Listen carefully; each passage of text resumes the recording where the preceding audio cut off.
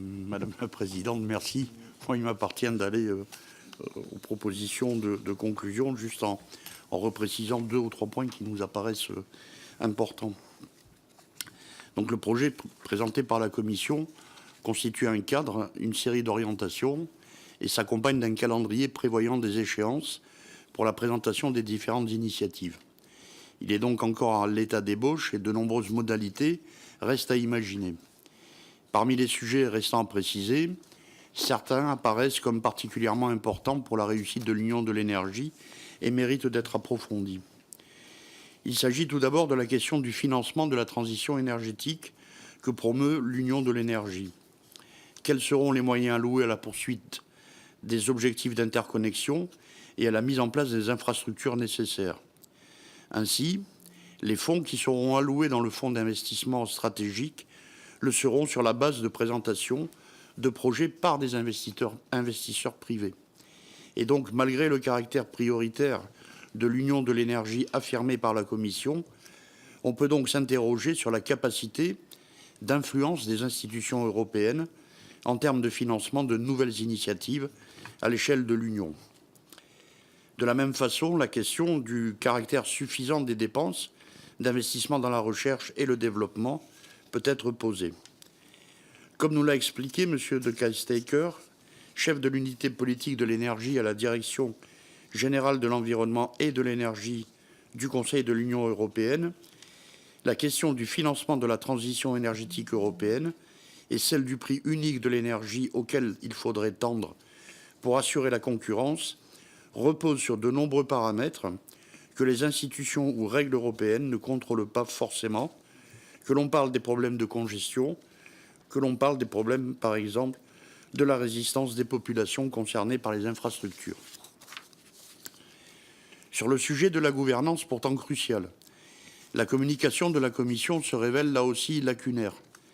Or, l'Union de l'énergie ne peut dépasser le caractère très national des politiques de l'énergie sans une gouvernance solide, favorisant une véritable concertation entre les États membres dont on sait qu'ils possèdent encore des profils très variés dans les bouquets énergétiques. La question de la gouvernance européenne, assurément nécessaire, devra donc également être précisée. Il a été question que la gouvernance de l'Union de l'énergie se rapproche de celle exercée quant aux budgets nationaux dans le cadre du semestre européen, avec la soumission de plans annuels nationaux. Toutefois, la communication de la Commission précise que ces deux processus devraient rester séparés. Pour l'heure, la communication sur l'Union de l'énergie, présentée par la Commission en février 2015, présente donc l'attrait d'une annonce pleine d'ambition pour l'Europe de l'énergie et a le mérite à la fois de privilégier la cohérence entre les objectifs et les projets énoncés, de présenter un ensemble d'actions qui sont autant de pistes à explorer. Mais elle ne constitue qu'un canevas dont les réalisations dépendront des conditions plus matérielles de mise en œuvre, dont l'explicitation demeure encore insuffisante. Je vais à présent vous présenter les conclusions que nous proposons à notre commission d'adopter aujourd'hui. La Commission des affaires européennes apporte son soutien à l'initiative de la Commission européenne du 25 février 2015 qui propose les éléments prioritaires d'un projet d'union de l'énergie cohérente et fixe le calendrier des initiatives législatives nécessaires à sa mise en œuvre. Est favorable au lien fort établi par la stratégie de l'Union de l'énergie entre les objectifs de durabilité, de compétitivité et de sécurité afin de promouvoir une véritable transition énergétique. Appelle les États membres à achever la transposition du cadre normatif relatif au secteur de l'énergie déjà en vigueur au niveau européen pour l'énergie et à approfondir leur coopération pour que le maintien des bouquets énergétiques nationaux s'accompagne d'une complémentarité renforcée, notamment régionale.